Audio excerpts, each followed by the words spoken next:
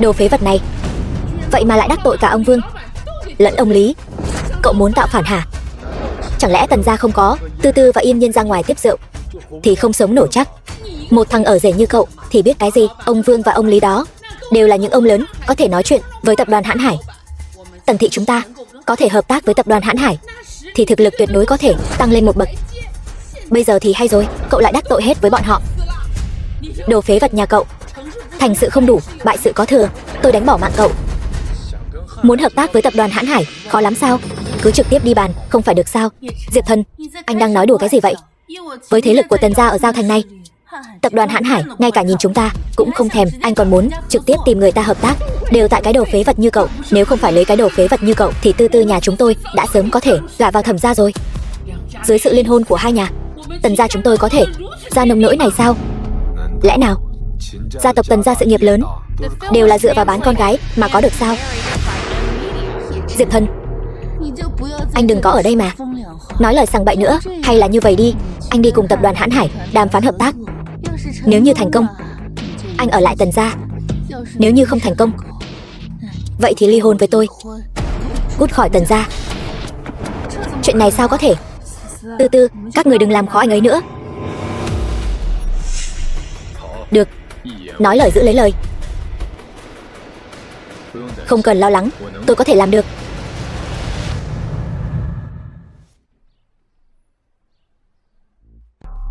Thẩm thiếu gia, Thẩm Kính, thiếu gia Thẩm gia, lần này anh từ nước ngoài trở về sẽ không đi nữa chứ? Bà định để tôi kế thừa sản nghiệp gia tộc. Bác gái yên tâm, chuyện ký hợp đồng với tập đoàn Hãn Hải cứ giao cho cháu. Cháu đã phái người đi bàn rồi.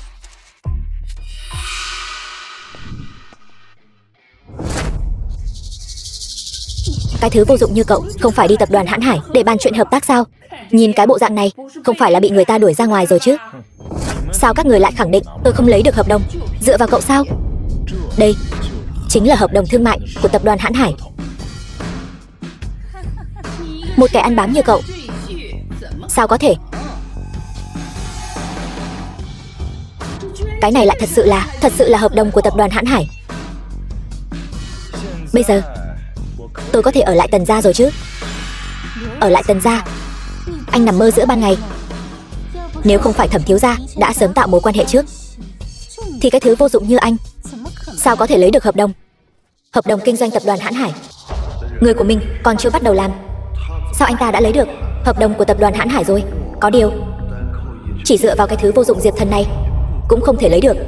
Không sao, bất luận là ai lấy được hợp đồng đều là chuyện tốt.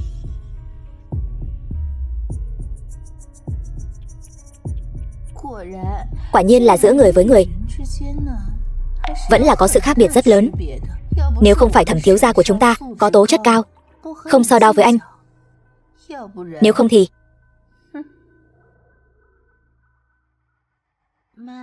mẹ, Thẩm Kính hôm nay nói với con, nếu cứ như vậy đuổi Diệp Thần đi sẽ bị người ta nói là chê nghèo yêu giàu.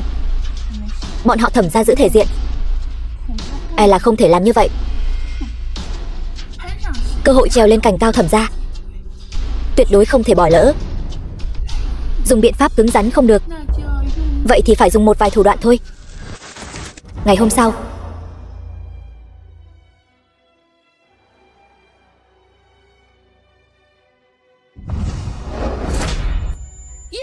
Diệp Thần, xem cậu đã làm chuyện tốt gì đi.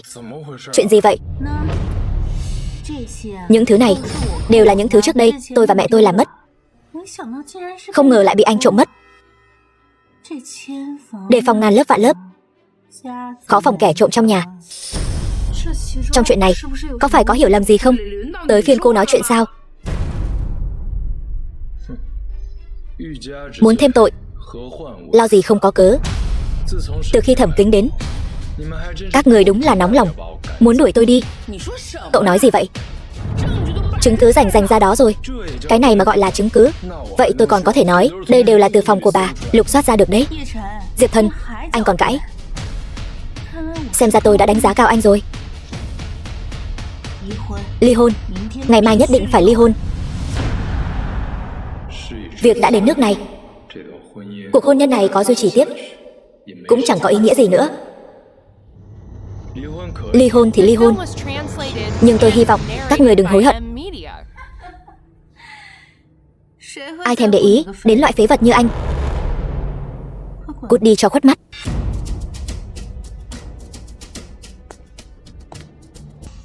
Diệp soái, tôi đã điều tra ra rồi.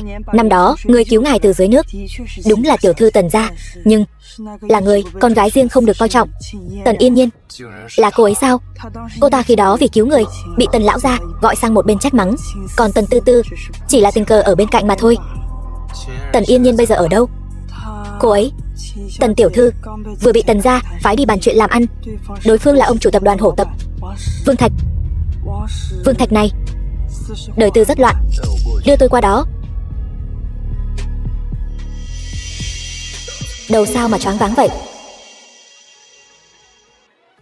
Vương tổng, rượu tôi đã uống rồi, bây giờ có thể bàn chuyện hợp tác được rồi chứ?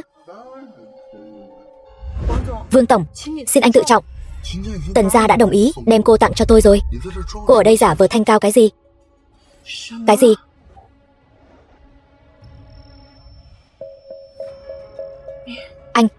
Anh bỏ thuốc vào rượu.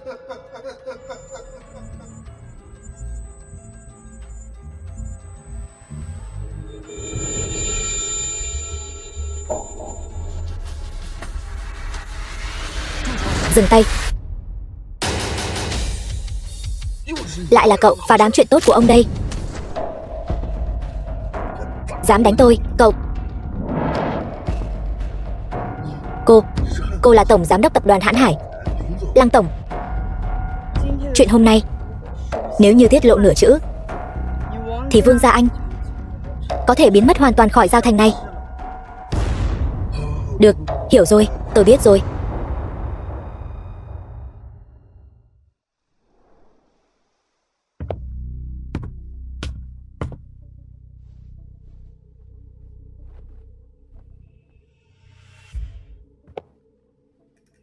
Phải nhanh chóng ép độc tính ra ngoài mới được.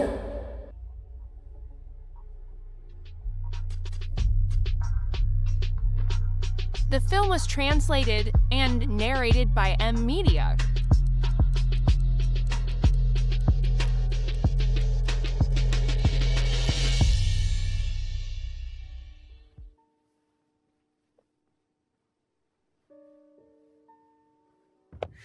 Là anh cứu tôi. Tôi chỉ tình cờ đi ngang qua thôi. Tôi không quen nhìn thấy kẻ cậy thế hiếp người. Cảm ơn anh.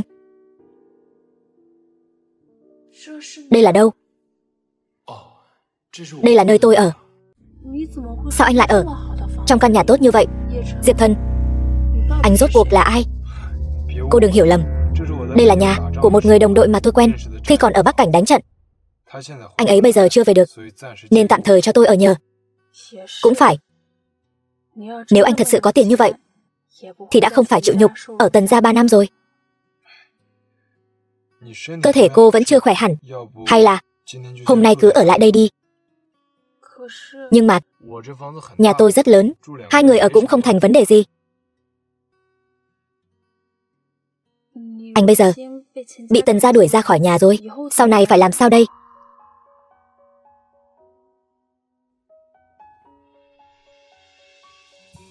Tôi vẫn còn chút tiền riêng. Nếu như anh cần, tôi có thể cho anh mượn trước. Không sao, tôi đã bắt đầu tìm việc rồi. Vậy thì tốt. Hồi đó ở Tần gia, chỉ có một mình cô nói giúp tôi. Tôi vẫn luôn nợ cô một tiếng cảm ơn. Không có gì.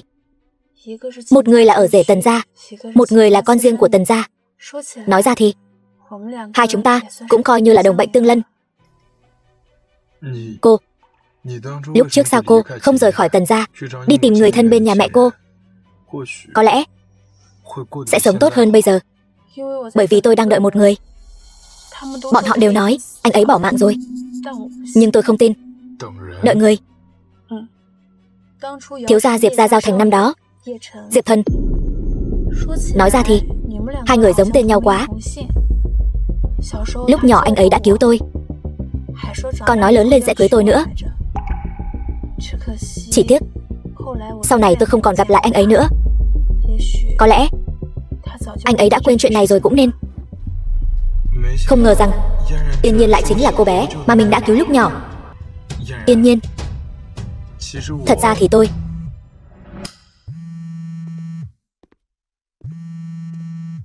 Diệp Soái, Thẩm Kính muốn tổ chức một buổi tiệc, còn gửi thiệp mời đến tập đoàn Hãn Hải. Chúng ta nên làm gì đây? Cô cứ tham gia đi, rồi làm theo những gì tôi nói. Lần này tôi sẽ gửi cho Thẩm gia một món quà lớn. Mối thù của Diệp gia vẫn chưa trả. Bây giờ chưa phải lúc để nói cho cô ấy biết. Cô ấy biết càng nhiều, có lẽ sẽ càng nguy hiểm hơn. Tạm thời cứ giấu cô ấy vậy.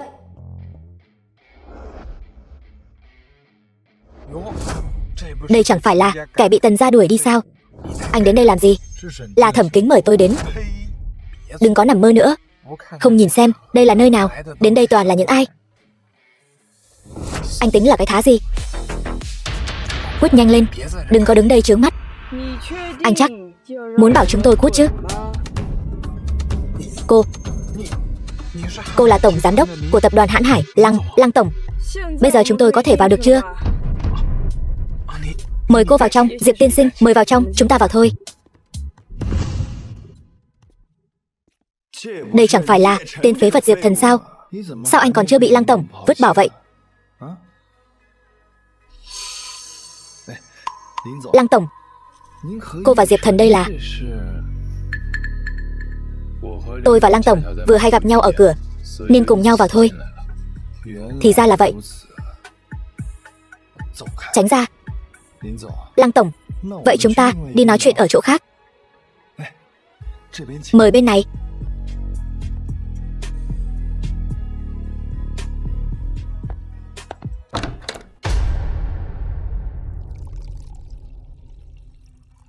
Hôm nay mời mọi người đến đây là có hai chuyện muốn tuyên bố.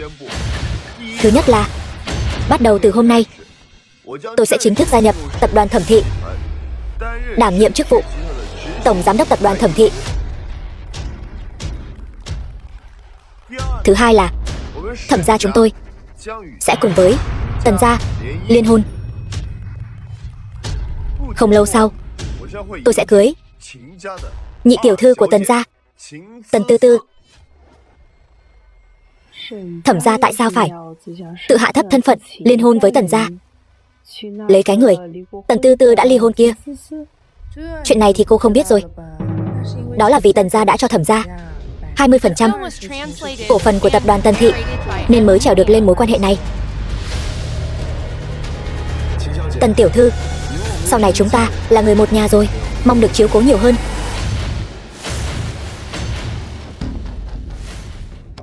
Thẩm thiếu gia, anh mau buông ra. Thẩm thiếu gia, làm người đừng quá vô liêm sỉ như vậy chứ. Anh tính là cái thá gì, dám đến đây mà cãi lý với tôi?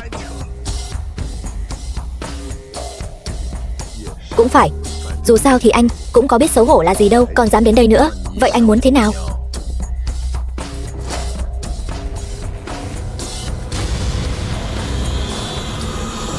Diệp Thần, thôi bỏ đi, đừng gây chuyện.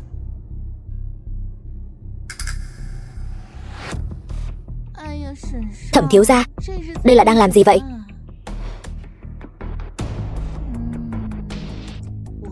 Tôi thì lại thấy thế này. Một đứa con riêng, một kẻ vô dụng, cũng khá xứng đôi đấy chứ. Tần Yên Nhiên, cô thật giống với cái người mẹ đã bỏ mạng của cô thật đấy. Đều thích nhặt những thứ người khác vứt đi. Cô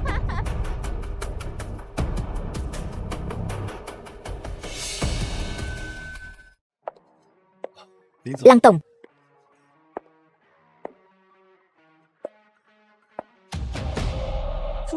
chư vị, nhân dịp tiệc của Thẩm gia hôm nay, tôi cũng có một chuyện muốn tuyên bố. Vị này chẳng phải là tổng giám đốc mới nhậm chức của tập đoàn Hãn Hải sao? Sao cô ta lại lên đây? Đây là tình huống gì vậy? Kể từ hôm nay, tập đoàn Hãn Hải của chúng tôi và tập đoàn Thẩm thị chấm dứt mọi quan hệ hợp tác. Tập đoàn Hãn Hải là tập đoàn số 1 của Giao Thành. Bây giờ lại muốn hủy hợp đồng với Thẩm gia. Mấy năm nay Thẩm gia nhờ vào việc hợp tác với tập đoàn Hãn Hải mà kiếm được không ít tiền đấy. Lần này Thẩm gia có mà khổ rồi. Lăng tổng, cô đang nói đùa sao? Thẩm thị và tập đoàn Hãn Hải chúng ta là đối tác đã 3 năm trời rồi. Tôi vừa mới nhậm chức đã hủy hợp tác.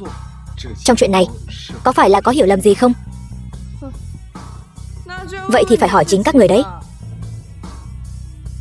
Kể từ hôm nay, Thẩm gia các người tự lo liệu đi. Ý gì đây?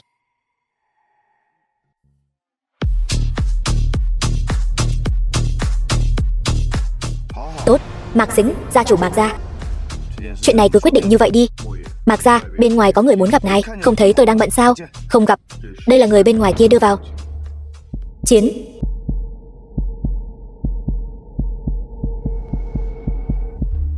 Đưa tôi đi nghênh đón khách quý.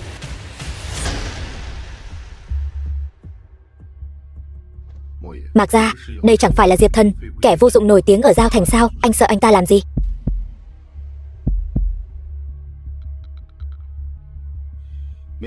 Đồ không có mắt. Cút. Đã sớm nghe danh Chiến Thần, hôm nay được gặp quả là vinh hạnh của tôi.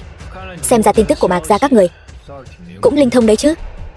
Đứng Nam Nhi Long Quốc nào mà không biết Bắc Cảnh Chiến Thần. Ngài chính là nhân vật trong truyền thuyết, là một người chỉ cần nghe tên cũng có thể khiến địch quân run rẩy khiếp sợ. Được rồi, tôi đến đây không phải để nghe cậu nói những điều này. Vậy ngài là muốn? Tôi muốn cậu giúp tôi điều tra chân tướng vụ diệt môn Diệp gia 10 năm trước. Tôi muốn biết đã có những ai tham gia vào chuyện này. Yên tâm đi, chuyện này cứ giao cho tôi. Chỉ cần chuyện này cậu làm tốt, sau này ở Giao Thành không thể thiếu được lợi ích của cậu. Cảm ơn Chiến Thần đại nhân. Thằng nhãi, cậu lại dám động vào người của Lưu nhị gia tôi. Tần Yên Nhiên hiện đang ở trong tay tôi. Muốn cứu cô ta, một mình đến vùng ngoại ô phía đông thành phố. Tôi nghe nói quan hệ giữa Lưu nhị gia và Mạc gia các người vô cùng mật thiết. Nếu Yên Nhiên xảy ra chuyện gì ở đó, Mạc gia các người cũng không thoát khỏi liên can. Lưu nhị gia, thằng nhãi danh, gan cậu cũng lớn đấy. Thật sự tự mình đến. Vậy thì đừng trách tôi không khách khí.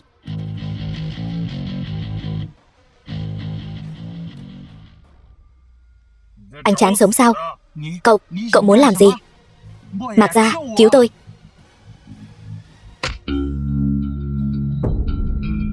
Đồ hỗn trướng. Chọc ai không chọc, cứ thích chọc vào vị trước mặt này, muốn bỏ mạng, đừng lôi tôi vào. Mạc gia, Diệp Thần này không phải là phế vật ở rể của Tần gia sao? Ngài sao lại? Không phải chuyện cậu nên hỏi. Cậu im miệng cho tôi. Diệp Thần, Diệp gia là tiểu nhân có mắt không tròng, mong ngài tha cho tôi lần này.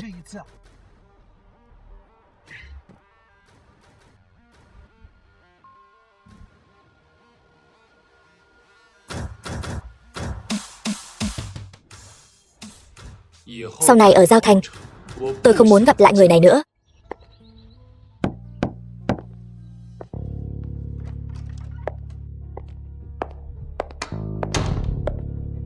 Mẹ, gọi con về ăn cơm là có chuyện gì sao? Tư Tư đã đính hôn với Thẩm Kính rồi. Con là chị của Tư Tư. Vì sự phát triển của Tần gia, cũng nên suy nghĩ một chút đến chuyện hôn sự của mình rồi. Mẹ, đây là có ý gì?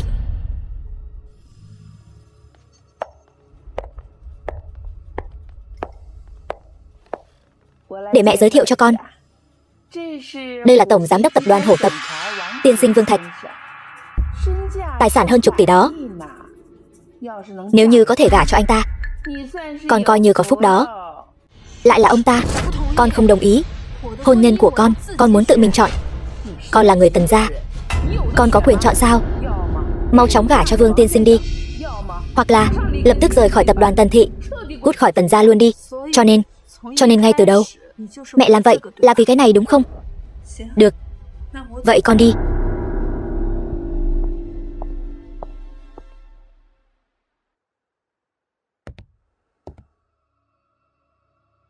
Sao cô vừa về đã có tâm sự nặng nề vậy rồi?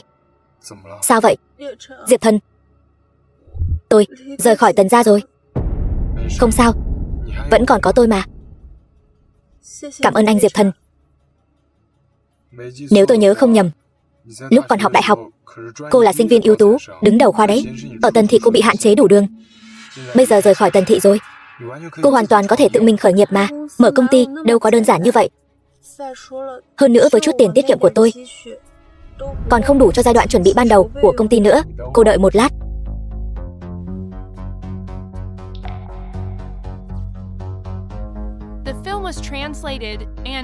Đây là tiền quân đội phát, là trợ cấp rớt ngũ của tôi.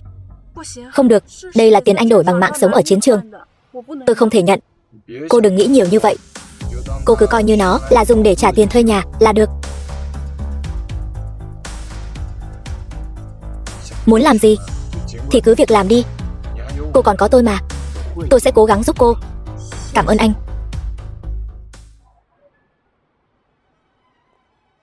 Nơi diễn ra buổi đấu giá. Diệp Thần, sao anh đột nhiên đưa tôi đến đây? Buổi đấu giá này tập hợp tất cả thế lực hàng đầu ở Giao Thành, làm quen trước với bọn họ, cũng có lợi cho công ty của cô. Diệp Thần, sao anh lại ở đây? Anh không nhìn xem hôm nay là dịp gì sao? Đây cũng là nơi anh có thể đến sao? Chỗ này cô đến được, sao chúng tôi lại không đến được? Tần Yên Nhiên, không ngờ cô từ Tần gia đi ra. Gan lớn hơn không ít. Cô cho rằng chỉ dựa vào tên phế vật Diệp Thần này là có thể chống lưng cho cô sao? Tần Tư Tư, ăn nói cho cẩn thận vào. Nếu không, đừng trách tôi không khách khí. Sao?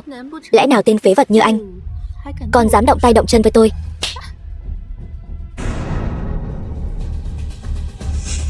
Động tay thì sao? Diệp Thần, anh muốn bỏ mạng sao? Thẩm thiếu gia, anh phải làm chủ cho em đó. Nếu không phục, cậu có thể thử xem. Diệp Thần, anh lại dám gây sự ở buổi đấu giá của tứ đại gia tộc. Anh chờ đó cho tôi.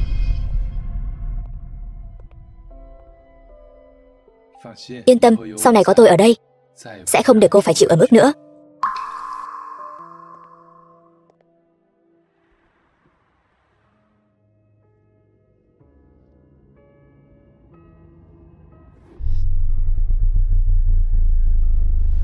Chúc mừng vị tiên sinh đây đã đấu giá thành công bức tranh Tỷ bà Tùng Hạ.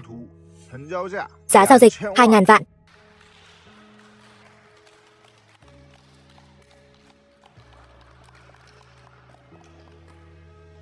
Xem nhiều như vậy rồi, vẫn không có thứ cô muốn sao? Tôi không hiểu lắm về những thứ này. Được, vậy chúng ta về trước thôi. Chư vị, hôm nay ngoài những món đấu giá trên tờ quảng cáo ra, thực ra còn có một món hàng bí mật sẽ được đấu giá. Nó chính là thất thải lưu ly tôn. Đây chính là bảo vật của Diệp gia. Không ngờ lại ở trong tay tứ đại gia tộc. Anh nói xem, bọn họ đã lấy được bằng cách nào? Còn phải nói sao, năm xưa khi Diệp gia bị diệt, tứ đại gia tộc. Diệp Thần, anh sao vậy? Chúng ta đợi thêm chút nữa đi.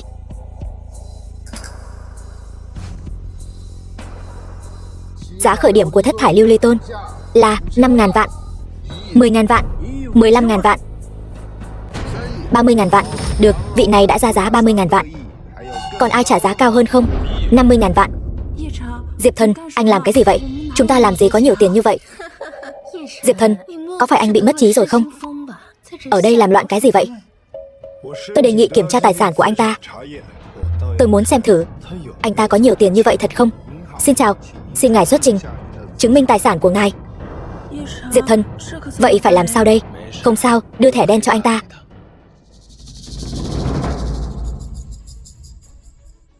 Vị tiên sinh này không cần kiểm tra, ngài có đủ tư cách tham gia buổi đấu giá này.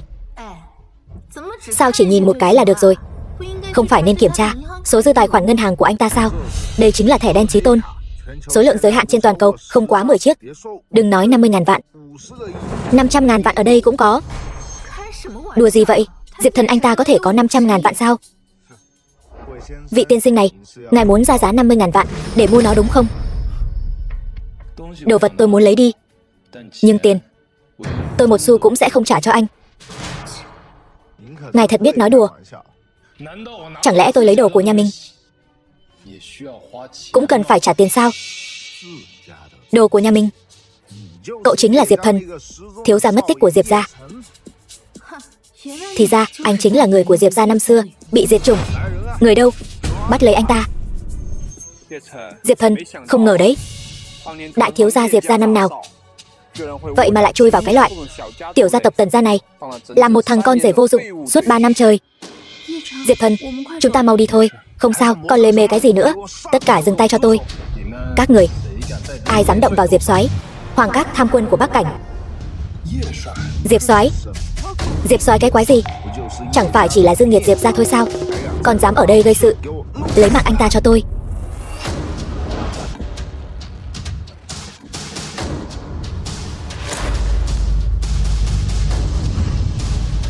Thế nào, còn muốn đánh nữa không? Thất thải lưu ly tôn, tốt nhất các người nên bảo quản cẩn thận cho tôi, đợi tôi quay lại lấy. Chúng ta đi thôi. Những người đó gọi anh ta là Diệp soái, anh ta rốt cuộc là thân phận gì? Tôi thấy người kia chắc cũng là dương nghiệt Diệp gia. Bọn họ chỉ là ở cùng nhau, giả thần giả quỷ mà thôi.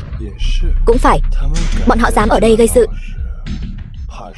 e là ngày tàn đến nơi rồi.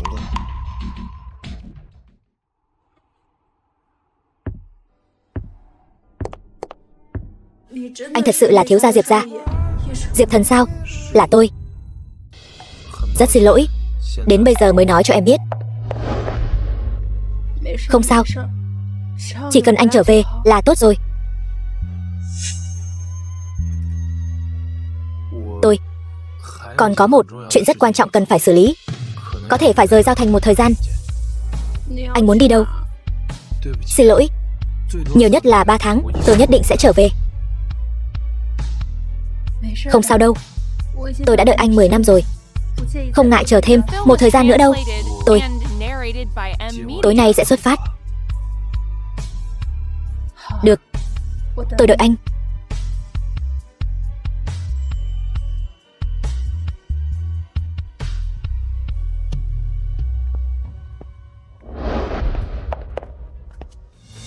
Giao Thành. Vừa nãy xem địa điểm không tệ, có thể coi như là địa điểm văn phòng của công ty mới. Chỉ là tiền thuê hơi đắt. Đây là Diệp Thần để lại cho mình. Mình vốn dĩ không định dùng, nhưng mà bây giờ mình chỉ là tạm thời mượn dùng một chút, sau này nhất định sẽ trả lại. Tần Yên Nhiên, hôm nay sao chỉ có một mình cô vậy? Cái tên phế vật Diệp Thần kia đâu? Anh ta vừa nghe nói tứ đại gia tộc đang tìm anh ta, liền trốn đi không thấy bóng dáng. Diệp Thần là đi xử lý chuyện rất quan trọng rồi. Cũng chỉ có cô sẽ tin lời của một tên phế vật. Tôi thấy anh ta là sợ tứ đại gia tộc tìm tới gây phiền phức, sớm chạy rồi. Anh ấy không phải là người như vậy. Được thôi, vậy thì chúng ta cứ đợi đại anh hùng của cô trở về. Thẩm thiếu gia, chúng ta đi thôi. Diệp Thần, anh ở bên đó thế nào rồi? Anh nhất định phải bình an trở về. 5 tháng sau. Số điện thoại quý khách vừa gọi tạm thời không có người nghe máy. Sao còn chưa nghe điện thoại vậy? Diệp Thần, định ước 3 tháng của chúng ta bây giờ đã qua 5 tháng rồi. Tại sao anh vẫn chưa trở về? Diệp Thần, tôi biết ngay anh sẽ không lừa tôi đâu. Cô chính là Tần Yên Nhiên. Các người, bắt đi. Lăng tổng, không xong rồi. Cô hoảng hốt như vậy làm gì?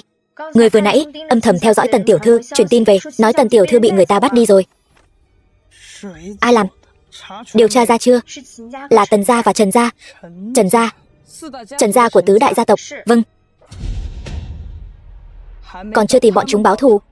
Bọn chúng ngược lại tự mình không nhịn được trước, ngay cả người của chiến thần cũng dám động vào.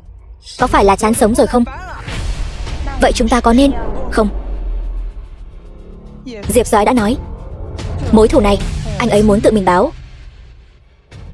Nhưng chuyện của Tần tiểu thư, tôi phải tìm anh ta tính sổ cho rõ ràng. Nói, cái tên cặn bã Diệp Thần kia bỏ mạng ở đâu rồi? Mau nói, anh ta ở đâu? Không chịu nói đúng không?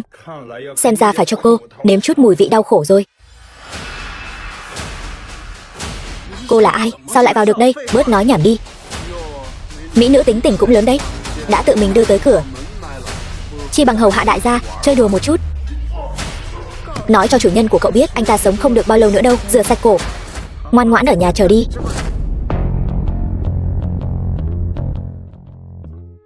Tần Yên Nhiên khoảng thời gian này không biết làm sao lại leo lên được cành cao của tập đoàn Hãn Hải, liên tiếp giành được mấy hợp đồng lớn của tập đoàn Hãn Hải, mạng tiện như cỏ rác. Chẳng qua là vận may tốt mà thôi. Mẹ, chúng ta phải làm sao đây? Mắt thấy công ty của Tần Yên Nhiên càng làm càng tốt rồi, chẳng lẽ Tần gia ta phải bị cô ta giẫm dưới chân sao? Nếu như cô ta không có hợp đồng nữa thì sao? Ý của mẹ là tập đoàn Hãn Hải để ý chỉ là hợp tác trên phương diện thương mại, nhưng những hợp đồng này là ai ký kết, bọn họ chưa chắc đã để ý. Vậy nên chỉ cần chúng ta tìm được Tần Yên Nhiên, ép cô ta chuyển nhượng hợp đồng cho Tần thị chúng ta là được. Không hổ là con gái của mẹ. Nhưng chỉ bằng sức của hai chúng ta vẫn chưa đủ.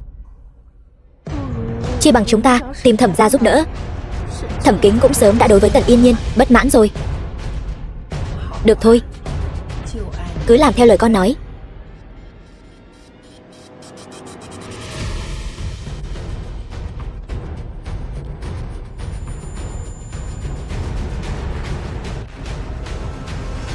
Diệp Thần, các người muốn làm gì? Không sợ bị người ta phát hiện sao? Bị ai phát hiện chứ? Tập đoàn Hãn Hải. Cô chỉ là một quân cờ bị vứt bỏ mà thôi, chẳng ai thèm quan tâm đến cô đâu.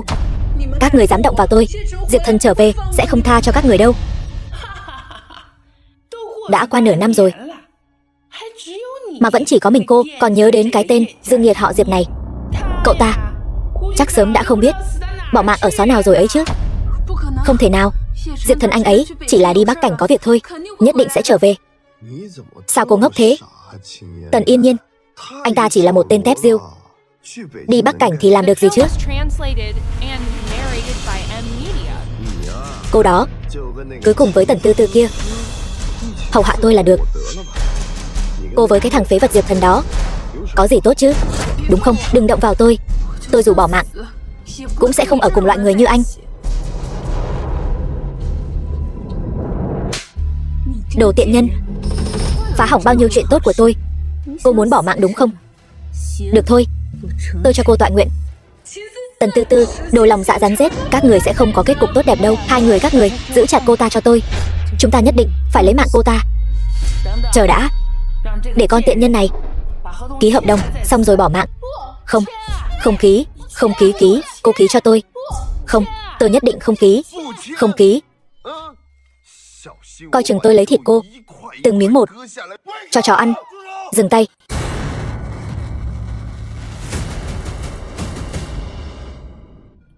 Ai động đến Yên Nhiên dù chỉ một chút, tôi diệt cả nhà.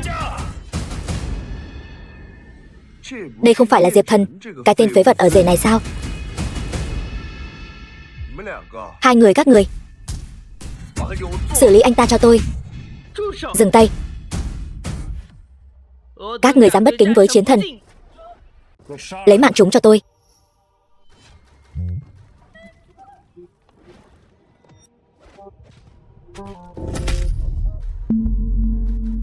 Phế cậu ta cho tôi. Diệp Thần,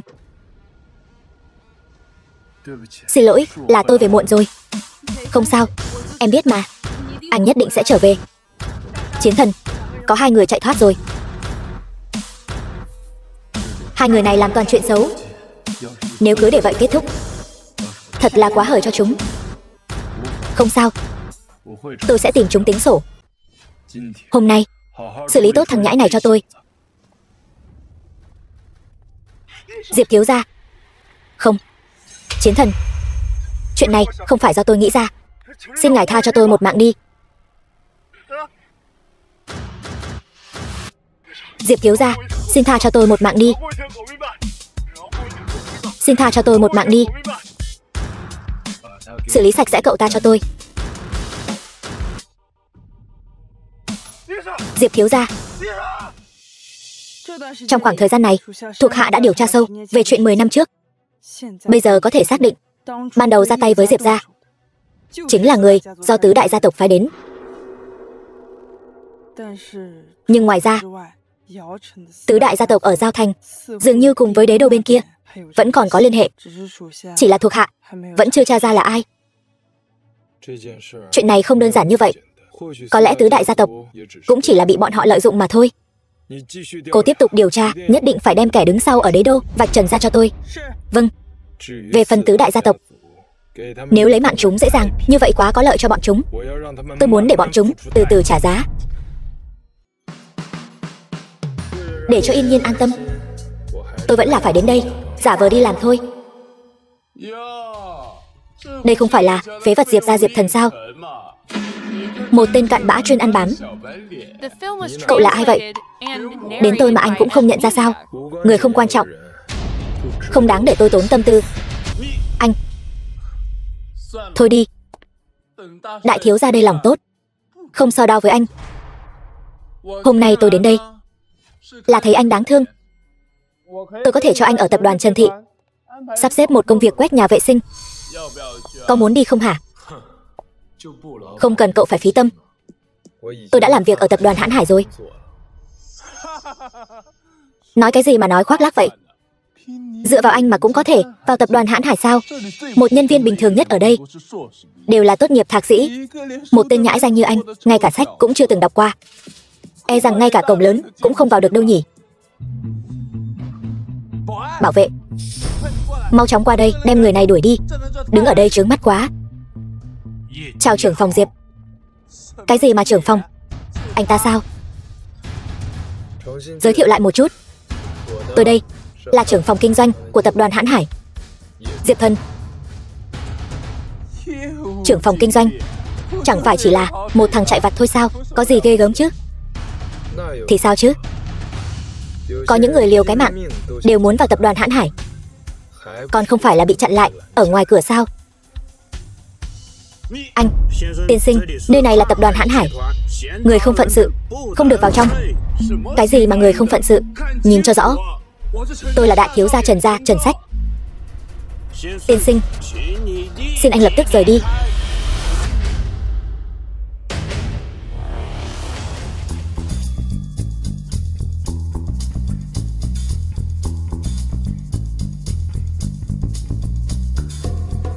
Diệp tổng, sao hôm nay ngài lại đột nhiên đến đây? Chẳng phải tôi đang treo cái danh ở tập đoàn Hãn Hải sao? Cũng phải đến thị sát một chút chứ. Diệp tổng, ngài nói đùa rồi. Đúng rồi, vụ Yên Nhiên bị bắt cóc, điều tra thế nào rồi? Tôi đang định tìm ngài báo cáo việc này. Vụ bắt cóc này là do Tần gia liên hợp với Thẩm gia gây ra.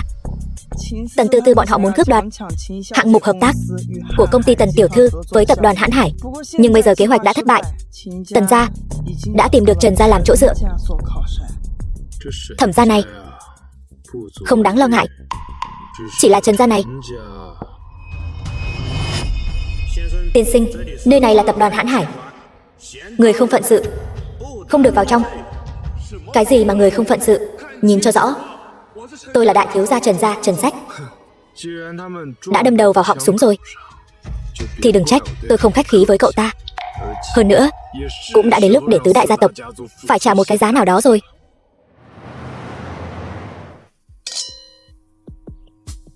Hai vị ông chủ, nếu các người nghe lời hủy bỏ hợp tác với Tần Yên Nhiên thì tập đoàn Trần Thị chúng tôi tuyệt đối sẽ không bạc đãi các người. Cảm ơn Trần thiếu gia. Hợp đồng các người đã ký rồi, bây giờ trở mặt còn có chút đạo đức kinh doanh cơ bản nào không? Còn anh nữa, cậy thế hiếp người, có gì ghê gớm chứ? Cô chính là Tần Yên Nhiên. Quả nhiên là một mỹ nhân. Anh muốn làm gì? Theo cái tên phế vật Diệp Thần kia, có ích lợi gì? Hay là dựa vào tôi đi? Nên biết rằng Trần gia sau này đều sẽ là của tôi. Thứ tôi để ý không phải thân thế của Diệp Thần. Hơn nữa, xin anh đừng phỉ báng anh ấy. Anh muốn làm gì? Đến rồi còn muốn đi? Nếu uống với bổn thiếu gia vài ly Mấy nghiệp vụ của công ty cô, tôi có thể. Trần Sách, sao anh lại vô sỉ như vậy? Buông cô ấy ra. Diệp Thần, anh điên rồi. Bây giờ tôi cho các người một lựa chọn, là đứng về phía Trần gia, hay là tiếp tục hợp tác với công ty của Yên Nhiên. Trần gia chính là một trong tứ đại gia tộc của Giao Thành, còn Tần Yên Nhiên, công ty nhỏ mới thành lập kia, sao có thể so sánh được? Đúng vậy, Diệp Thần, thứ phế vật như cậu cũng dám đắc tội Trần thiếu gia. Tôi khuyên cậu nên ngoan ngoãn quỳ xuống, dập đầu xin lỗi Trần thiếu gia. May ra cậu ấy còn tha cho cậu một mạng. Hy vọng các người đừng hối hận.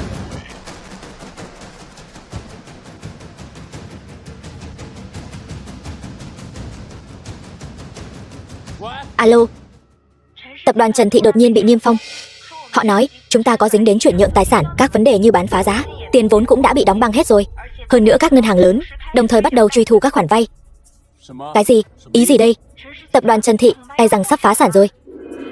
Tần tiểu thư, chúng tôi nguyện ý tiếp tục hợp tác. Cô xem, khi nào thì hợp đồng có thể ký lại được? Muộn rồi. Lúc nãy tôi đã cho các người cơ hội rồi. Bây giờ kết cục của Trần gia chính là kết cục của các người.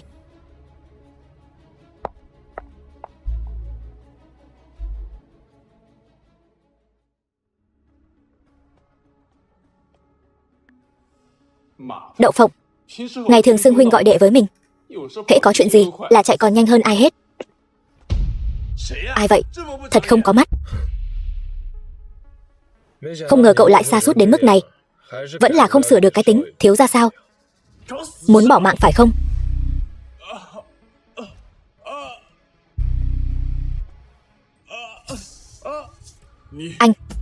Anh rốt cuộc là ai? Nói Trần gia vẫn luôn liên hệ với ai ở đế đô? Tôi không biết.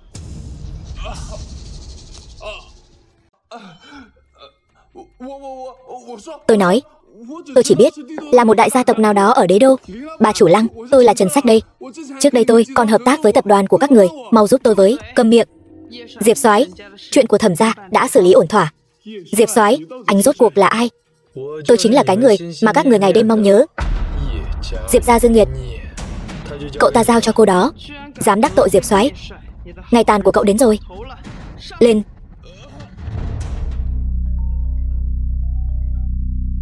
Diệp Thần, tôi định nói với Yên Nhiên một tiếng về chuyện phân chia cổ phần Tần gia, nhưng cô ấy hiện tại đang bận, nhất thời không trả lời được, cho nên chỉ có thể tìm cậu để bàn bạc thay. Vậy thì đợi 2 ngày nữa rồi nói với cô ấy cũng không muộn. Đừng mà, chuyện này sớm quyết định thì hơn. Yên Nhiên chẳng phải cũng có thể sớm an tâm sao? Hơn nữa, hai người đã ở bên nhau rồi, ai đến cũng như nhau thôi. Vậy lát nữa bà gửi địa chỉ và điện thoại cho tôi đến ngay đây. The film was translated and narrated by M Media. Diệp Thần, anh đến rồi. Sao cô lại ở đây? Tôi là đại diện Tần gia, đến để bàn về việc phân chia cổ phần tập đoàn Tần Thị. Nghe nói hiện tại anh đang làm việc ở tập đoàn Hãn Hải. Giỏi thật đấy. Tôi biết ngay mà, lúc đầu tôi đã không nhìn lầm người. Bây giờ nghĩ lại, 3 năm chúng ta kết hôn vẫn là rất tốt đúng không? Tần Yên Nhiên kia có gì tốt chứ? Chẳng phải cũng chỉ là một đứa con riêng thôi sao? Chi bằng anh chọn tôi đi. Hai chúng ta vẫn giống như trước đây, hòa thuận vui vẻ, không phải tốt hơn sao? Cô không từ thủ đoạn thì thôi đi, vậy mà còn vô liêm sỉ như vậy. Anh, cô vĩnh viễn cũng không sánh bằng một sợi tóc của cô ấy. Dựa vào đâu mà anh nói tôi như vậy? Tôi chính là thiên kim tiểu thư cao quý của Tần gia. Tần Yên Nhiên, cô ta không là gì cả. Cô ta đáng lẽ phải sống trong bóng tối, cả đời không thấy ánh mặt trời, không thể gặp ai. Tôi nể mặt cô là em gái Yên Nhiên, nên mới không động thủ với cô. Nếu còn lần sau để tôi nghe thêm từ miệng cô nửa câu chê bai Yên Nhiên nữa, tôi sẽ khiến cô vĩnh viễn không thể mở miệng. Xin lỗi. Tôi hy vọng cô nhớ kỹ, không có Yên Nhiên, Tần gia các người chẳng là gì cả. Tần gia tham lam hơn tôi tưởng tượng. Yên Nhiên sớm muộn gì cũng bị bọn họ ức hiếp. Vậy phải làm sao? Phải đem toàn bộ cổ phần của Tần gia đưa vào tay Yên Nhiên. Chuyện này e là không dễ. Tuy rằng Tần Tư Tư là một kẻ ngốc, nhưng Tần phu nhân luôn rất cẩn trọng. Chỉ là vì lợi ích chưa đủ mà thôi. Cô cứ làm theo lời tôi nói.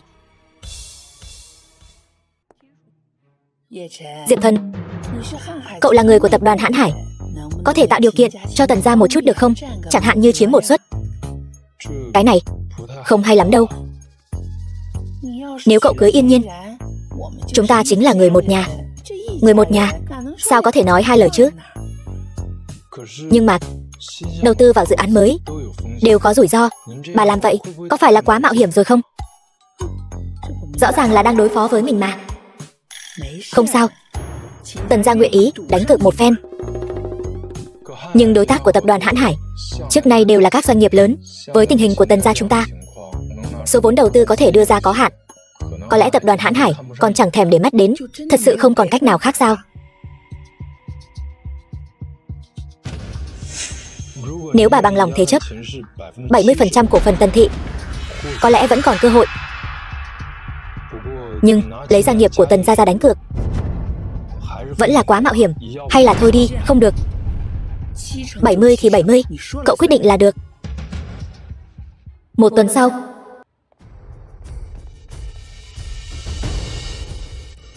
bà Tần, sao bà lại ở đây? Mấy ngày nay cậu đi đâu vậy? Tôi tìm cậu khắp nơi, sao cũng không thấy cậu đâu cả. Có chuyện gì sao? Đã qua một tuần rồi đó. Số cổ phần đầu tư đó thế nào rồi? Bà còn chưa biết sao? Tập đoàn Hãn Hải lần đầu tư này thất bại rồi. Sao lại thế này? Lần này tập đoàn Hãn Hải cũng tổn thất rất lớn đó, lỗ gần ngàn vạn đó. Vậy cổ phần của Tần gia chúng ta đã không còn một xu nào rồi. Đầu tư là như vậy, có lời thì có lỗ. Sao lại như vậy?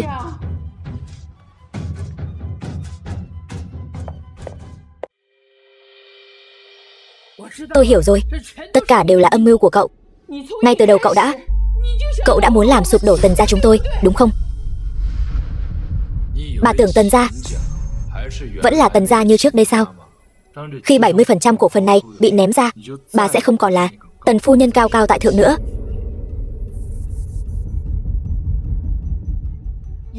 Diệp Thần, tôi sẽ không dễ dàng bỏ qua cho cậu đâu. Cho em này. Đây là cái gì? Giấy chuyển nhượng 70% cổ phần của tập đoàn Tần thị. Anh đã làm thế nào vậy? Đây là do Tần gia chủ động cho anh. Tần gia càng ngày càng không bằng trước kia, sớm muộn gì cũng sẽ suy tàn. Bọn họ có lẽ cảm thấy giao tập đoàn Tần thị cho anh có thể khởi tử hồi sinh, không biết chừng còn có thể phát triển thành gia tộc giàu nhất Giao Thành. Nói bậy bạ gì đó, đâu có dễ dàng như vậy. Chỉ cần em muốn thì không gì là không thể. Giới thiệu một chút, đây là bạn trai tôi, Tằng Nghĩa. Anh ấy là tân giám đốc thương mại của tập đoàn Hãn Hải. Đồng thời, anh ấy là người của Tằng gia, một trong tứ đại gia tộc. Tằng Nghĩa, giám đốc thương mại tập đoàn Hãn Hải. Thằng nhãi, nghe nói cậu ở tập đoàn Hãn Hải làm cái gì đó, trưởng phòng kinh doanh, liên quan gì đến anh? Tốt nhất là cậu nên khiêm tốn một chút. Ở công ty đến xách giày cho tôi cũng không xứng. Tập đoàn Hãn Hải từ khi nào mà tiêu chuẩn tuyển người lại thấp như vậy? Ngay cả loại rác rưởi như anh cũng nhận. Mạnh miệng nhỉ. Bây giờ tôi chỉ cần một câu nói là có thể khiến tập đoàn Hãn Hải đuổi cổ cậu. Thật sao? Nếu cậu sợ rồi thì quỳ xuống đất, bỏ 2 vòng, rồi sủa tiếng chó xem sao. Biết đâu tôi sẽ tha cho cậu. Được thôi.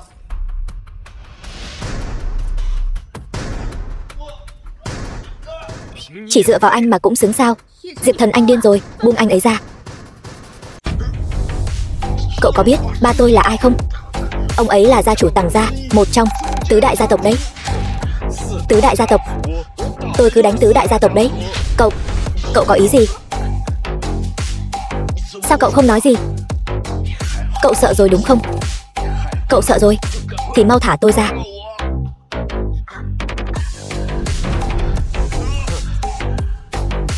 Thả anh ra cũng được. Chỉ cần bây giờ anh quỳ xuống đất, sủa vài tiếng chó, tôi sẽ tha cho anh. Cậu đừng hòng. Tôi làm.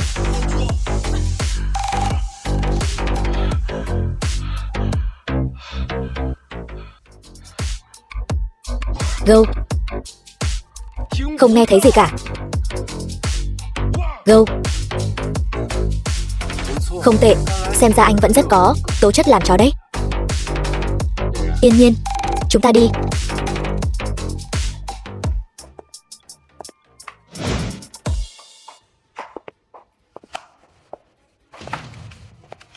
Diệp Thần, cậu hay lắm.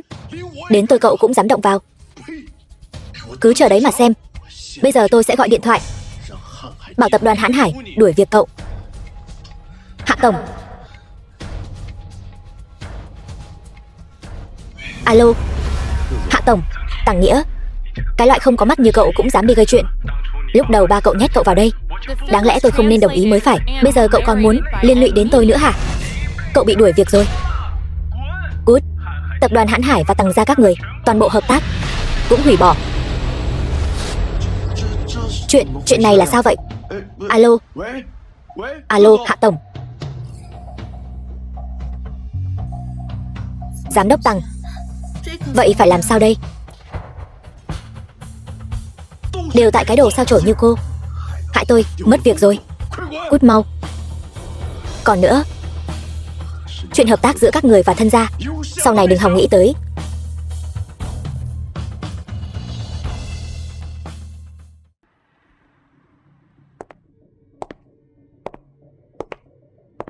Ngồi đi. Chuyện Tằng gia và thân gia điều tra thế nào rồi? Bẩm Diệp soái, đã điều tra rõ ràng rồi.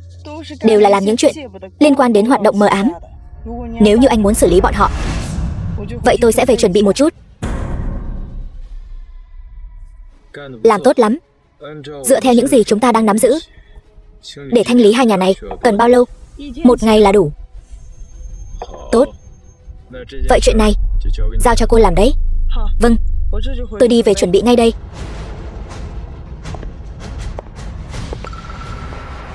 Ngày hôm sau, anh xem tin tức sáng nay chưa? Sao? Đã xảy ra chuyện gì vậy? Chỉ trong ngày hôm qua thôi, hai nhà thân Tằng đều lụi bại rồi. Hai vị gia chủ thì bị tống vào tù. Bây giờ trong ngoài nhà họ đều là một mớ hỗn độn. Cổ phiếu của tập đoàn cũng rớt giá thảm hại. E là khó mà xoay người được. Sao anh có vẻ không ngạc nhiên chút nào vậy? Chuyện này có phải là có liên quan đến anh không? Sao có thể chứ? Vậy tại sao anh vừa mới kết quán với Tằng gia, hôm nay Tằng gia đã lụi bại rồi? Còn có cả vụ trước đây nữa. Anh cũng giống như đã sớm liệu trước được vậy. Anh thân cô thế cô, chức vị cao nhất cũng chỉ là một trưởng phòng kinh doanh thôi. Anh làm gì có bản lĩnh thần thông quảng đại như em nói chứ? Tất cả những chuyện này chỉ là một sự trùng hợp ngẫu nhiên thôi. Công ty bận rộn như vậy rồi, em đừng suy nghĩ nhiều như vậy nữa. Thế nào rồi? Điều tra được gì chưa? Hai nhà bị diệt gọn, đến một chút manh mối cũng không có. Có khi nào thật sự chỉ là ngoài ý muốn không? Không thể nào. Ở Giao Thành này còn ai có bản lĩnh lớn đến như vậy chứ? Chẳng lẽ thật sự là cái tên phế vật Diệp gia kia sao? Diệp Thần, nếu thật sự là cậu ta, vậy anh định làm gì? Lần trước cậu ta đã phá hỏng công việc của tôi. Lần này tuyệt đối không thể ngồi chờ bỏ mạng được. Nhất định phải ra tay trước mới được. Tôi không tin. Dựa vào cơ nghiệp mấy trăm năm của Tằng gia chúng ta ở Giao Thành này, đến một tên phế vật Diệp Thần cũng không đối phó được.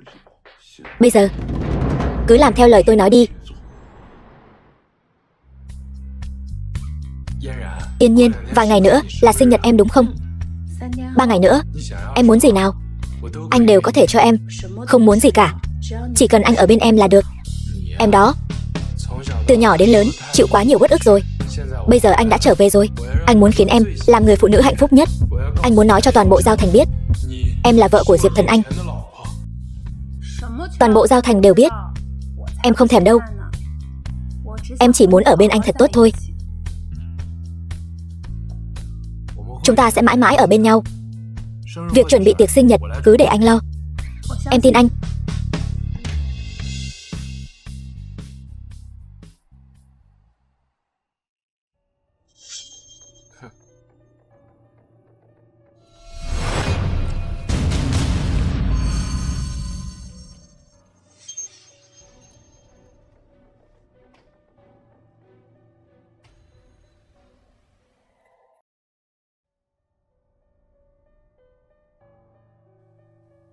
Tàng Nghĩa,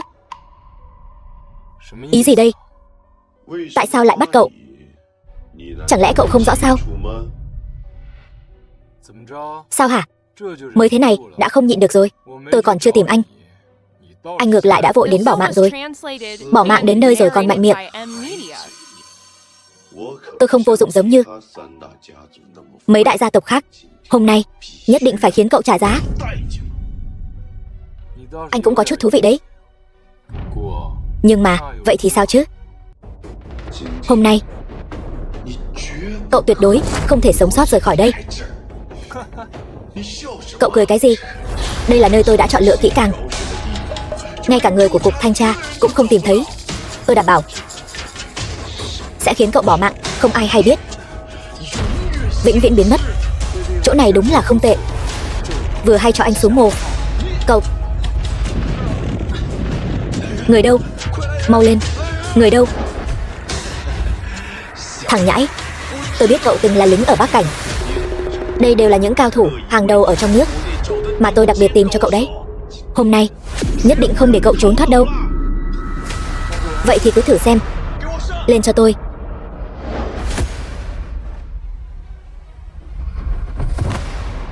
Lăng tổng, lại làm phiền cô rồi.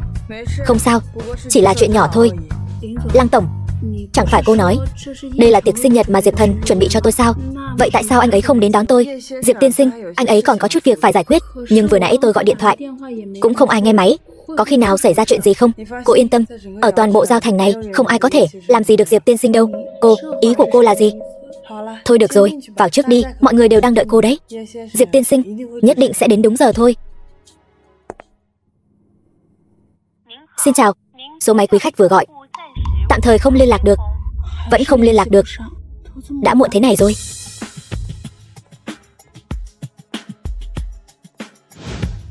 Đây là lễ phục mà Diệp tiên sinh đặc biệt chuẩn bị cho cô đấy. Mau mặc vào đi. Diệp Thần chỉ là một trưởng phòng kinh doanh nhỏ bé của tập đoàn Hãn Hải. Sao có thể để một tổng giám đốc như cô phải bận trước bận sau thế này chứ? Tần tiểu thư, cô đừng hiểu lầm. Tôi và Diệp tiên sinh chỉ là quan hệ cấp trên và cấp dưới bình thường. Chỉ là cụ thể thì phải đợi anh ấy về mới có thể nói cho cô biết được.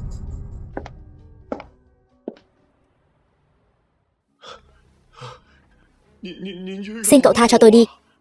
Tôi hỏi anh, chuyện 10 năm trước rốt cuộc các người là do ai sai khiến? Là Diệp gia ở Đế Đô. Nhà mình chính là một nhánh của Diệp gia ở Đế Đô. Nhưng sau khi chuyển đến Giao Thành nhiều năm trước, đã rất lâu không liên lạc với người trong tộc rồi. Tại sao lại? Bọn họ tại sao lại làm như vậy? Tôi cũng chỉ là vô tình nghe được. Nghe nói gia chủ Diệp gia ở Đế Đô, Diệp Thịnh, đã tìm người xem bói, tính ra được rằng bàng hệ của Diệp gia sẽ xuất hiện một người có thể tiêu diệt trực hệ của Diệp gia. Bọn họ liền dựa theo manh mối lên đường tìm đến Giao Thành. Sau đó mua chuộc chúng tôi ra tay, muốn diệt trừ hậu họa. Chỉ vì lời nói vớ vẩn của một thầy bói mà hại cả Diệp gia tôi, bỏ mạng trên dưới 23 người. Nếu Diệp Thịnh ông ta tin vào thiên mạnh như thế, vậy thì hãy để cái thiên mạnh là tôi đây, khiến cho Diệp gia ở Đế Đô phải ứng kiếp đi. Diệp công tử, cậu xem, những gì cậu muốn biết tôi đều đã nói cho cậu biết rồi. Có thể tha cho tôi một mạng không? Tha cho anh một mạng sao? Vậy lúc trước cả Diệp gia nhiều mạng người như vậy, anh có từng tha cho họ chưa? Oan có đầu, nợ có chủ. Người nhà của anh không biết chuyện, tôi sẽ không động đến. Nhưng anh tham gia vào chuyện này, tôi tuyệt đối không tha. Đừng mà.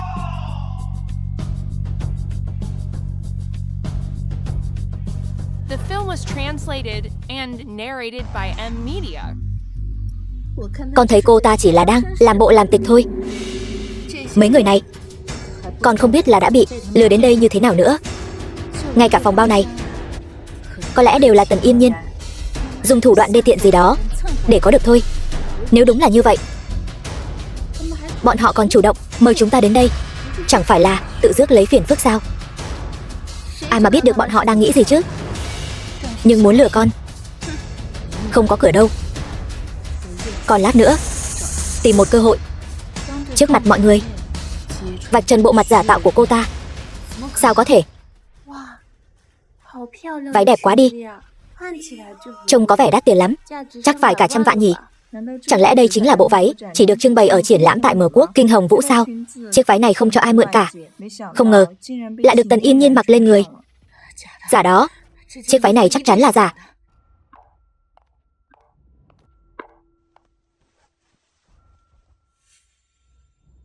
Mọi người còn chưa biết cô ta là ai đâu nhỉ? Cô ta chính là con riêng của Tần gia đó, Tần Yên Nhiên. Bạn trai của cô ta chính là tên phế vật nổi tiếng ở Giao Thành, Diệp Thần.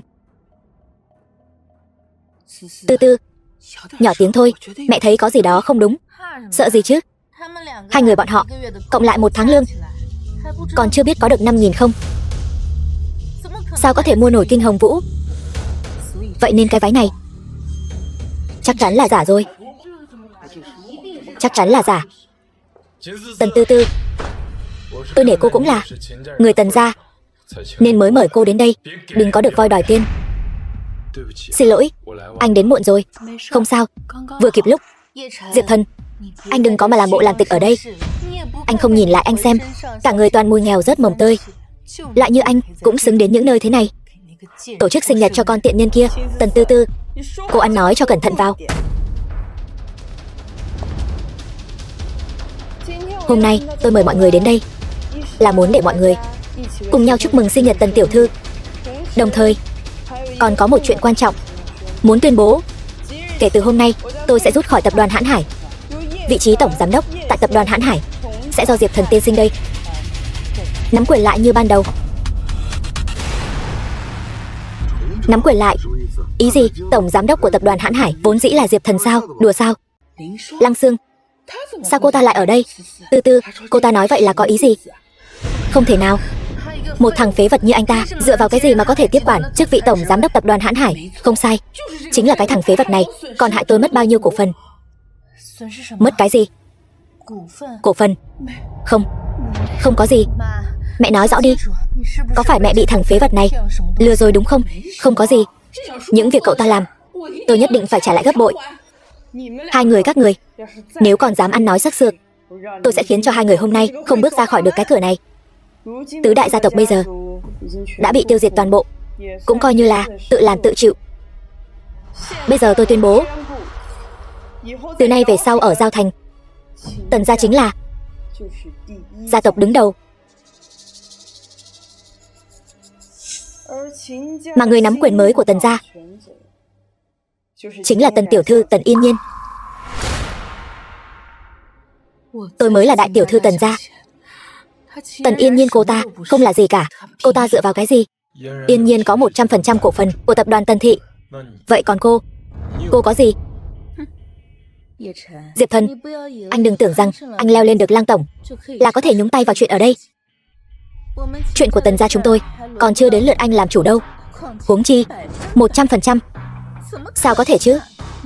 Anh đúng là nằm mơ giữa ban ngày. Lăng Sương, có những người vẫn chưa hết hy vọng.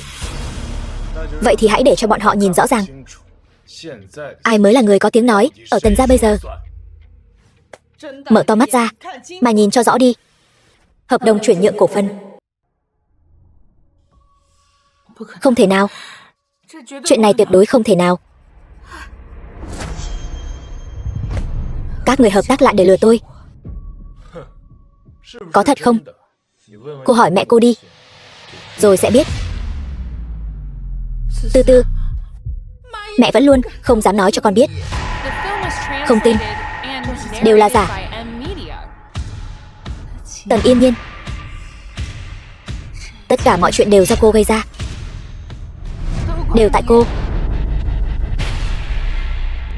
Tần Tư Tư, nếu cô muốn phát điên thì đừng ở đây, tôi không chịu nổi sự xấu hổ này đâu. Tư Tư, Yên Nhiên, Tư Tư đã như vậy rồi, sau này phải làm sao đây? Cô không nể mặt Tăng thì cũng nể mặt Phật đi, trả lại một ít cổ phần cho chúng tôi đi mà. Lúc trước tôi ở Tần gia chịu bao nhiêu uất ức, sao chưa từng thấy bà? Cầu xin giúp tôi một câu nào. Yên Nhiên, cô không thể nói như vậy được. Tần gia nuôi cô ăn, nuôi cô uống đều cần dùng tiền đấy. Tiền của Tần gia tôi sớm đã trả lại cho bà rồi. Nếu bà còn dây dưa nữa, đừng trách tôi trở mặt. Cô, đồ bất hiếu. Lần trước, chuyện các người bắt cóc Yên Nhiên, tôi còn chưa tính sổ với các người. Số cổ phần này, coi như là một chút tiền lãi. Diệp Thần, cậu dám? Tôi có gì mà không dám. Tôi nói cho bà biết, tôi sẽ không để các người giống như Thẩm Kính bỏ mạng một cách thống khoái như vậy đâu. Các người nợ Yên Nhiên, tôi sẽ khiến các người từng chút một trả lại. Cậu chờ đó cho tôi.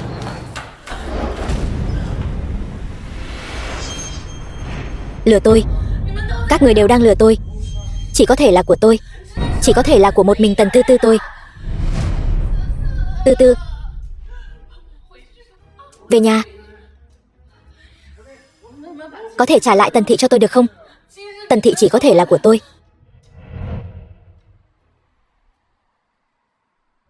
Có một số việc anh không thể nói với em quá nhiều.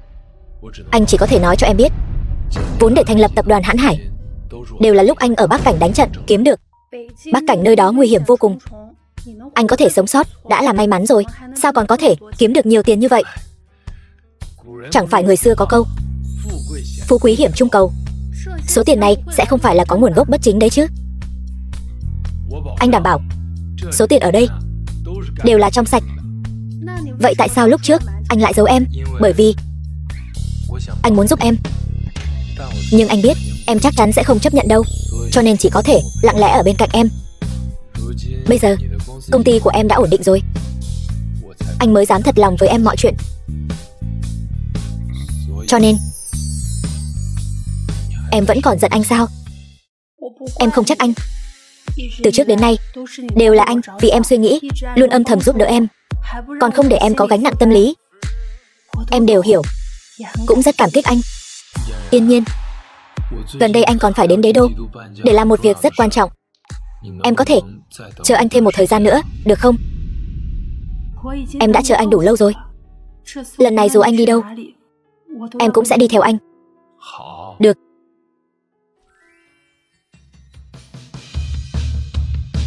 Đây là căn nhà mới mà anh nhờ bạn mua. Trong khoảng thời gian này, chúng ta cứ ở tạm đây nhé. Anh vung tay lớn như vậy. Vậy trước đây cần gì? Cứ ở mãi trong căn nhà nhỏ của em, chỉ để mỗi ngày đều có thể gặp em. Ngày mai anh phải đi gặp một người trước. Em cứ ở nhà chăm sóc bản thân cho tốt. Em biết rồi, em đâu phải là con nít 3 tuổi. Anh lo lắng cho em thôi. Đúng rồi, chuyện Tần gia anh đã sắp xếp ổn thỏa rồi. Tần Tư Tư bọn họ em đừng bận tâm nữa. Trang viên Nguyên gia, đến chút chuyện nhỏ này cũng không xử lý xong. Nguyên gia, tổng tham mưu Bắc Cảnh đã ăn cái gì vậy không biết. Nguyên tổng tham mưu, có người muốn gặp ngài. Không gặp, không thấy tôi đang bận sao? Muốn gặp tôi, bảo cậu ta làm báo cáo trước một tuần đi. Nguyên tổng tham mưu, nó có thể là một cố nhân đấy. Cố nhân cũng không gặp, không có tâm trạng hàn huyên chuyện nhà. Người đó nói, nếu như Nguyên tổng tham mưu từ chối thì mang lời này đến cho ngài. Có cái quái gì thì mau nói. Lão già Nguyên, cái tính thối tha của ông nên thu liễm lại một chút đi. Láo xược. Cái này, đây là nguyên văn, lời của người ngoài kia. Cậu ta còn đặc biệt dặn dò nhất định phải chuyển lời theo giọng điệu của cậu ta. Nếu không thì, hơn nữa cậu ta còn nói, nếu không như vậy, tổng tham mưu sẽ không nhận ra cậu ta. Chờ đã, lẽ nào là cậu ta?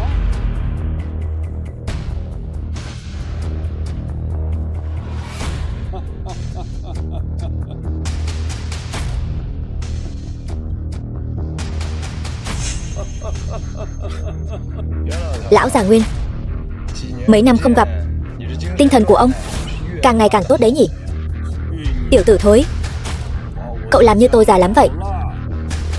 Ông còn chưa già sao? Tôi sắp già rồi đây này. Tìm chỗ khác nói chuyện đi.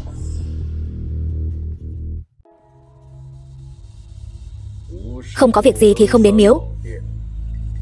Nói đi, tìm tôi có chuyện gì? Lần này tôi đến Đế Đô đúng là có một việc riêng cần làm. Tiện thể đến thăm ông thôi mà. Nói chuyện chính đi. Năm đó, chuyện Diệp gia của tôi bị diệt môn, bên ông điều tra thế nào rồi? Nói thế này đi. Bây giờ, thế lực của Diệp Thịnh rất lớn. Tóm lại, chuyện là như vậy đó. Ông nghĩ thế nào? Bên tôi đã có người thâm nhập vào rồi, có thể giúp đỡ. Lão già Nguyên, ông cứ nói đi. Muốn tôi giúp ông làm gì? Quen biết ông lâu như vậy rồi, chưa thấy ông làm chuyện gì lỗ vốn cả. Không thể nói như vậy được. Chúng tôi đã nắm được chứng cứ lấy mạng người của Diệp Thịnh. Đương nhiên phải đưa cậu ta cùng đồng bọn ra trước pháp luật. Nhưng gì? Đối với chiến thần mà nói, chỉ là chuyện nhỏ. Ông đừng có giấu giếm nữa, mau nói đi. Gần đây vùng Bắc Cảnh luôn không yên ổn. Chúng tôi đã điều tra ra gián điệp của địch quốc đã bí mật xâm nhập Long Quốc từ lâu. Ai phụ trách việc này? Sao lại bất cẩn như vậy? Lúc này truy cứu trách nhiệm đã không còn ý nghĩa gì nữa rồi. Long Quốc hiện tại nguy cơ từ phía. Chúng tôi có mật thám dò la được một vài động thái của nước Giờ. Ước chừng là mấy ngày nữa thôi, nước Giờ sắp sửa xâm phạm rồi. Cho nên tôi muốn mời cậu đến nghênh chiến. Không ngờ chỉ mới 3 năm ngắn ngủi mà đã xảy ra nhiều thay đổi đến vậy. Diệp Thần tôi tuy đã giải ngũ, nhưng nếu quốc gia cần đến tôi luôn có thể xuất chiến bất cứ lúc nào. Chỉ là tôi không hiểu rõ lắm về tình hình hiện tại. Tình hình hiện tại tôi sẽ nói cho cậu biết hết. Ngược lại là nhà cậu có cần báo trước một tiếng không? Yên Nhiên, đợi anh, đừng động đậy. Cậu là ai? Tìm tôi có việc gì? Biết càng nhiều, lợi ích của bà càng ít. Bà chỉ cần phụ trách xử lý Tần Yên Nhiên là được. Sau này Tần gia sẽ là của bà. Cái này bà không muốn thì thôi. Chuyện này có khối người muốn làm. Được, tôi đồng ý. Tôi nghe theo cậu. Yên Nhiên, chúng ta còn cần một thời gian nữa mới có thể gặp lại nhau. Em phải tự chăm sóc tốt cho bản thân. Nếu lần này anh không thể trở về, em hãy đi tìm Lăng Sương. Cô ấy sẽ bảo vệ em cả đời này. Áo cơm không lo, ở đó cũng có những thứ anh để lại cho em. Diệp Thần, anh chỉ biết lừa người.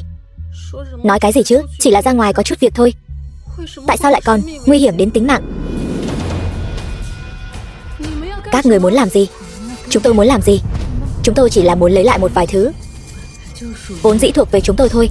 Còn nói nhiều với cô ta làm gì? Mau trói lại mang đi.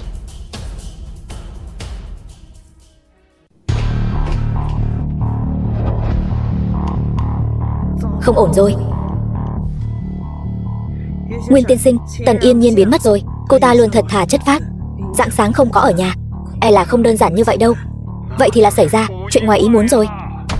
Hiện tại Diệp Thần đang vì biên giới mà chủ bị, không thể để cậu ta quay về được.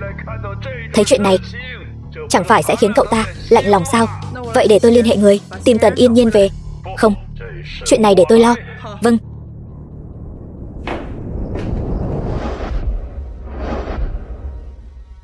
Mọi việc chuẩn bị thế nào rồi? Bẩm chiến thần, mọi việc đều đã an bài ổn thỏa. Chỉ chờ ngài ra lệnh một tiếng là có thể lấy mạng địch. Tốt, truyền lệnh xuống. Quân xuất kích. Lãnh thổ phía Bắc không lấy được, thề không về. Vâng.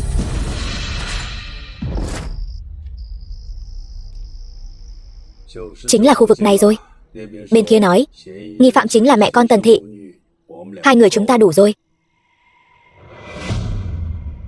Chỉ là quanh đây rộng quá, e là khó tìm người. Lục soát khắp nơi, không được bỏ qua một tấc đất nào. Đúng rồi, nếu lát nữa gặp tình huống khẩn cấp, cô có thể ra tay cứu mạng. Giọng của Tần Yên Nhiên. Đi thôi. Tần Yên Nhiên, không ngờ tới cô cũng có ngày hôm nay. Đừng nói nhiều như vậy, nhanh chóng giải quyết xong rồi đi nhanh thôi. Nơi này không nên ở lâu. Tần Tư Tư, dừng tay. Cút. Lăng tổng khốn kiếp gì chứ? Các người đừng qua đây. Qua đây nữa, tôi lấy mạng Tần Yên Nhiên. Tần Tư Tư, tôi khuyên các người dừng tay. Các người cũng không muốn nửa đời sau đều ngồi tù chứ? Tiện nhân này cướp đoạt cơ nghiệp Tần gia của tôi, ngay cả thứ quan trọng nhất của tôi cũng mất rồi. Ai còn để ý nhiều như vậy nữa? Tiền tài chẳng qua chỉ là vật ngoài thân, người còn là được rồi, có đúng không? Nghe tôi đi, buông dao xuống. Tôi có thể để cô làm việc ở tập đoàn Hãn Hải. Tư Tư, Hãn Hải Đừng nói nữa. Sao mẹ còn tin lời cô ta nói? Bao nhiêu năm như vậy rồi, cô ta giúp được gì cho chúng ta? Tần Tư Tư, đừng cố chấp nữa, như vậy không có lợi cho ai cả. Tôi ngược lại muốn xem các người còn có thể làm gì tôi. Động thủ. Tư Tư, Tư Tư, con sao vậy? Tư Tư, con tỉnh lại đi. Đều là tại cô.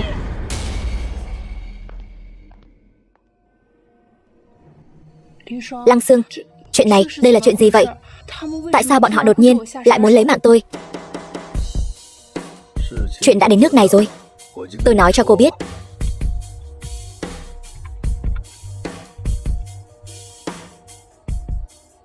Diệp Thần anh ấy thật sự là chiến thần. Đúng vậy, chỉ là chiến thần, không muốn tiết lộ thân phận, sợ ảnh hưởng đến tình cảm của hai người và một số hành động. Sao anh ấy ngốc vậy chứ? Mặc kệ anh ấy là ai, tôi đều sẽ ở bên anh ấy. Vậy Diệp Thần anh ấy bây giờ ở đâu? Tôi chỉ có thể nói cho cô biết, cậu ấy đang chấp hành nhiệm vụ. Anh ấy khi nào thì về? Yên Nhiên, cô cứ ở nhà yên tâm chờ đi. Chiến thần anh ấy nhất định sẽ bình an vô sự trở về. Nếu lần này anh không thể trở về, em hãy đi tìm Lăng Sương. Cô ấy sẽ bảo vệ em cả đời, cơm áo không phải lo. Được, tôi biết rồi. Diệp Thần, anh phải bình an đó. Dưới sự dẫn dắt của chiến thần Diệp Thần, bạo loạn ở Bắc Cảnh đã bị quét sạch trong một trận chiến. Gian tế nước giờ bị bắt. Yên Nhiên, cô không cần lo lắng, hãy tin anh ấy nhất định có thể bình an trở về.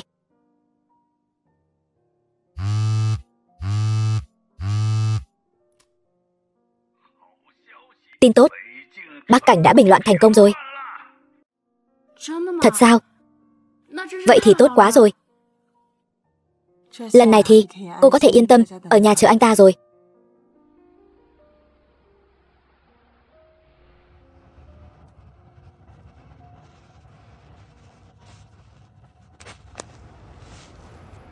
Diệp Chiến Thần, cậu cuối cùng cũng đã trở lại. Tôi đã chờ cậu rất lâu rồi đấy. Lão Nguyên, những việc tôi hứa với ông đều đã làm xong cả rồi. Vậy việc ông hứa với tôi thì sao? Tôi làm việc, cậu còn không yên tâm sao? Đây là chuyện của Diệp Thịnh. Người đã bị xử lý toàn bộ rồi.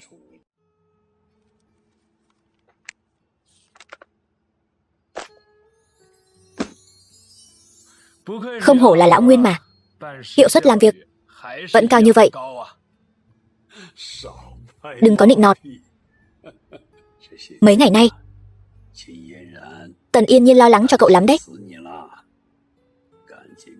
Mau đi tìm cô ấy đi.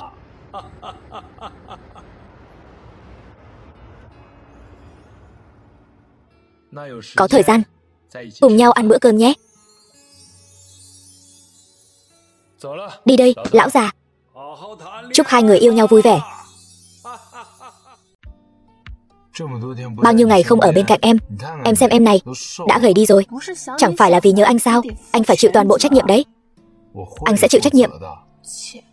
Em không tin đâu. Qua một thời gian nữa thôi, anh lại mất tích nữa cho xem. Chẳng phải là vì... Thôi được rồi, không cần phải giải thích với em. Em chỉ cần anh hứa với em, sau này anh phải bảo vệ bản thân mình thật tốt. Yên Nhiên, em thật tốt. Chúng ta kết hôn đi. Anh, đây tính là cầu hôn sao? Đến cả nhẫn kim cương cũng không có. Em xem trí nhớ của anh này.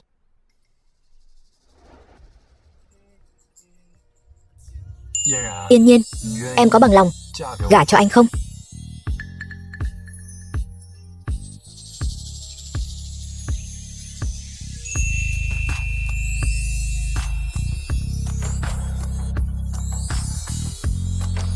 Em bằng lòng.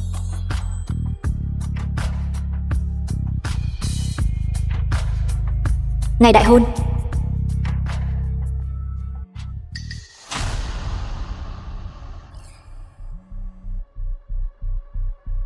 Lão Nguyên, sao thế? Diệp Thần, có chuyện không hay rồi. Chuyện gì?